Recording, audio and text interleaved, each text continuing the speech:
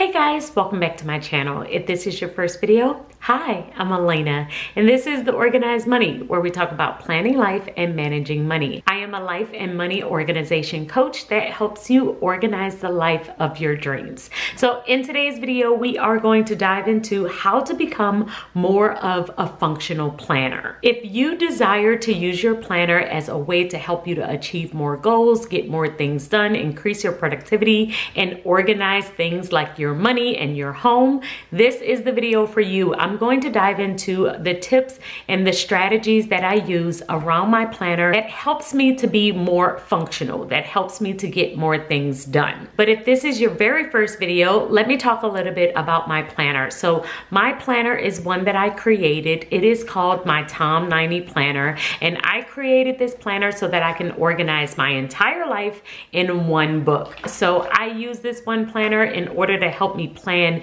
every single area of my life. There are 4 different areas that I include in here, and I have done many videos talking about my specific planner, how it's set up. So I will link one of those above just in case you wanted to do a deeper dive and learn more about my system. But in this video, I wanted to show you how even if you do not use my specific planner, you could use the planning system that you have in order to build a more functional system that will help you to get more things done on a consistent basis. So let's go ahead and dive into my very first tip. If you want to be a more functional planner, a more productive planner, and get more things done, one of the first things that you have to learn how to do is plan on the go. The first thing that I learned after I purchased my very first planner is that the planner will not fix you. It's not going to make everything super easy. It's not going to solve your life. You're not going to be completely organized as soon as you get it. You're going to have to train your brain in order to make planning a habit. And one of the top ways to do that is to start planning as you go. The reason why is because when you start planning as you go, you start to become more consistent and incorporating planning within your day. Instead of trying to set aside time so that you can set up your entire week, the very first thing that I started to do was just to write down everything that I had to do for that particular day. I would do daily planning where I'm basically planning as my day is coming up. I am thinking about the time, and so that way planning kind of became a part of my habits, a part of what I did throughout my day. And since it was becoming a habit, I became more consistent. So there are 2 ways that I will do this. The very first way is by using my weekly hourly planner. Within my weekly hourly planner, I am able to schedule out the entire week. However, if I am unable and I don't feel like I have time to schedule out my entire week, I will plan as I go, and the morning of a particular day, I will just plan that day. I will write out everything that's coming up for that day. This alone has helped me to become more of a functional planner and to use my planner consistently. The second way that I will do this is by using my daily planner. So I also have a smaller notebook that I will use from time to time whenever I feel like my day is overwhelmed. I just have a lot on my plate and I just want to break down my day. And I will use my daily notebook in order to do that. Within there, I have my plan your day sheets. These sheets I do have within my Etsy shop if you're interested, but they help me to plan out my day when it's really, really busy. I can break down everything that's happening, my entire schedule, just like I can within my weekly spread. But my weekly spread just has a small space at the top for all of my to-dos. The plan your day sheets have a little bit more detail because I have an entire section here dedicated to my to-dos. I also have what I am eating here, and then I have a small section at the bottom here. So I will either use this if I have a lot on my plate and I really, really want to break it down, or I will use it here if it's not too much. Either way, you just want to find a system or a pattern that works for you, that helps you to plan more consistently. It could be in a notebook or in a functional planner, but the idea is that the more consistent you are with writing down what you have to do every single day, the more of a functional planner you will become. The second thing that you need to do in order to become more of a functional planner is decide what your planner is going to do for you. So once you decide that you need a planner, and once you decide that you are going to be a functional planner, then you ultimately need to decide how you're going to use your planner. There are so many ways to use a planner, and I know that there are so many different options out there, especially on YouTube. There are a bunch of us YouTube planner girlies that are all telling you about your planner. However, you need to decide what is the best way for you to use yours. Do you want to mainly manage your home, your work, your goals, your time, and your projects, or do you want all of the above within your planner? So for my planner, I am mainly using this to increase my productivity with my work and to overall manage my personal goals. What do I mean by that? That means that if you look at my planner, even if you look at the sections on the side here, I'm gonna flip it just so you can just see my side sections. I have my weekly tab, my social media tab, meetings, faith, and budget. These are the main sections that I am keeping in my planner that I mainly need to stay on top of. Now, if you notice, there isn't a home tab on here. There isn't a workout tab where I am managing all of my workouts. Even though I will do those things, like I usually will keep track of my workouts at the very bottom of my life planner. And if I decide that I need to do something with our home, usually it will be within this planner as well. But the main use of the full planner that I have is not for my home. It is for my work, my social media, my faith, and my money. And this is because my work usually requires a lot more management than my home life. Since I'm a life and money organization coach, I have a lot of meetings, which is why I have the meetings tab here.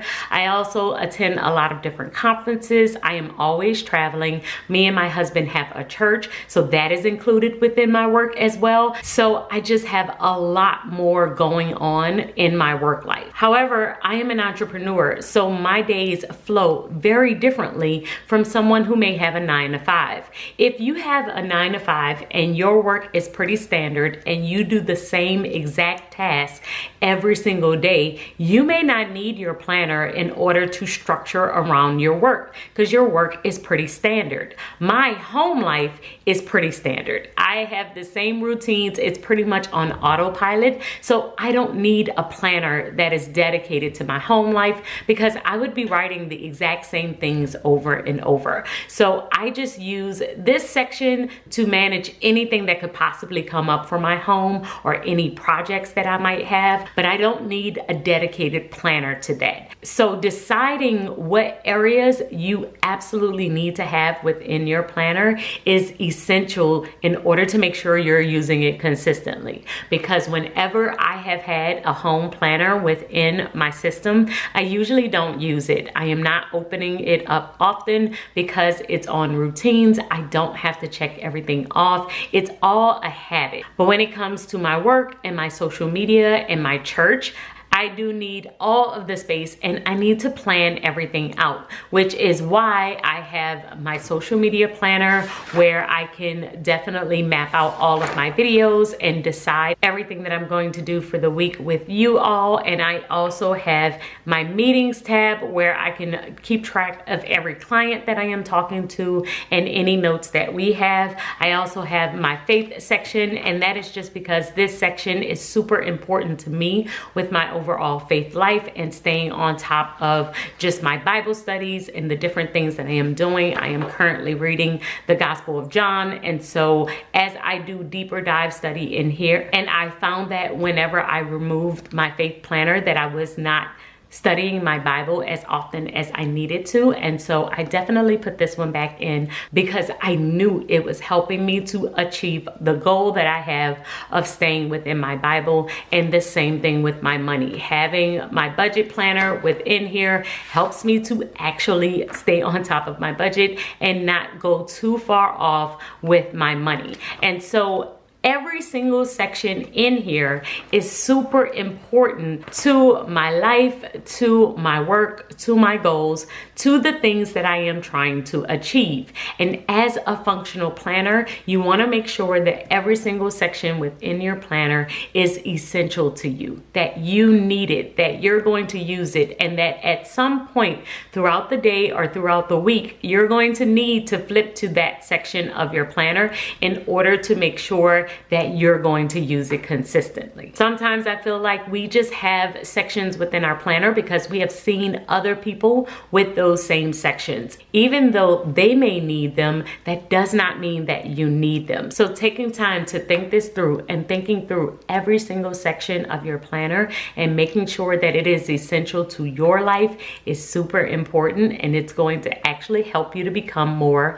of a functional planner. My third strategy to help you to become more of a functional planner is to have a spot where you can brain dump, add lists, and keep notes. So having a spot where you can jot down a bunch of random notes is essential to helping you use your planner more consistently. I like to use my to-do list in order to do this. I used to have a completely separate section within my planner. However, I did feel like I wanted to see it all in one spot. And so that's when I started adding these to-do list inserts from my shop in here. And sometimes I will write on the back. Sometimes I will add lists on the front.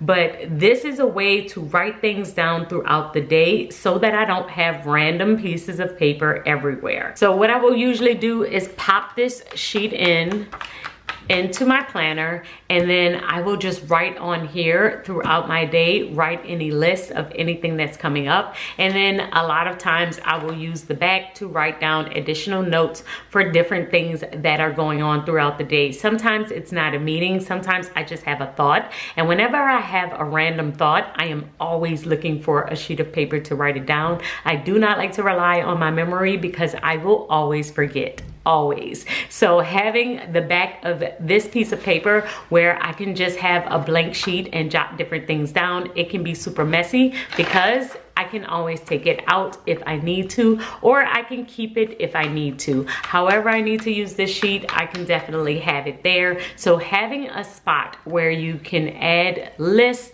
random thoughts that you have where you can brain dump and think things through is essential, because if you don't, you will find other ways to kind of process your ideas. So I like to use my planner for planning and for processing, and having this spot to process helps me to keep the system all together and keep everything in one spot. So my fourth tip kind of goes in alignment with the very first tip that I gave you, and that is with planning as you go. One thing that you're going to realize is that it's going to be very challenging to add stickers or to set up your planner. So what I like to do is to add stickers at the end. I will always add stickers after I have written out everything that I want to do for that week. And then usually I do this by adding little icon stickers. These little icon stickers that I can just add next to the words help me to become way more of a functional planner,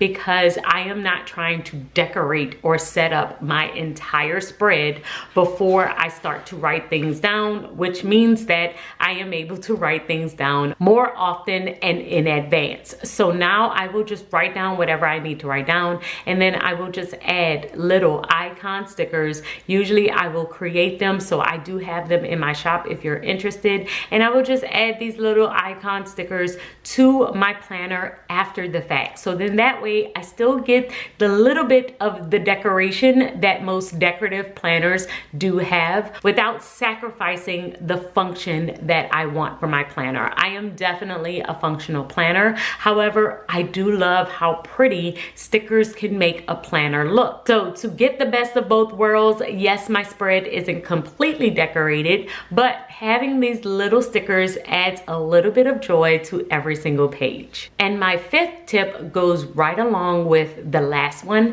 and that is to use stickers that you can write on. If you have ever seen any one of my Plan With Me videos, these functional boxes are in every single video. And that is because I absolutely love using stickers that I can write on, and colorful boxes are the best way for me to do that. They help me to highlight different things that are going on throughout my week, and they add a little bit of decoration. So I like to use the small size and the mid-size boxes within my weekly spread in order to help me to set up different areas and different things that I need to do throughout the week. And being able to write on these means that I am not sacrificing space. I still have the space that I need to write everything in, along with the decoration. So I will use these throughout my planner, in every single section of my planner, and I will use them to create headers or to emphasize a different thing that I want to do.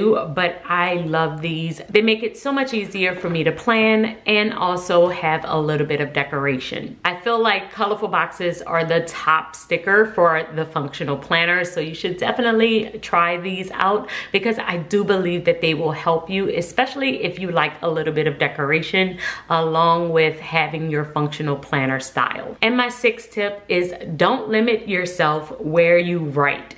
Give yourself as many options as you possibly can. So what I have noticed is many times when we get a planner, we feel confined to the lines of this planner. We feel like we have to stick within the limits or the parameters of the planner that you have picked.